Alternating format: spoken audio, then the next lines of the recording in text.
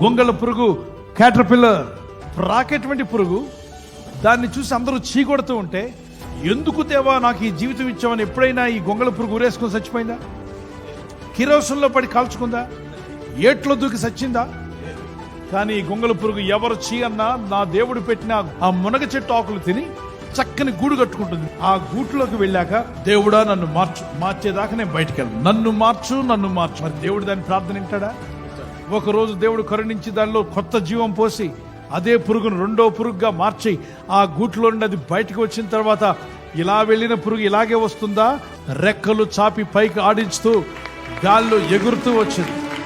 జీవితం మారిందా? నీ విలువ పెరిగిందే.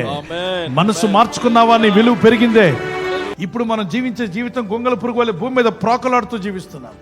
ఒక రోజు రాబోతుంది, మనం రెక్కలు చాపి ఆత్మీయంగా ఎగురుకుంటూ పోయే రోజు రాబోతుంది. ఆ రోజు వరకు ఎదురు చూద్దాం.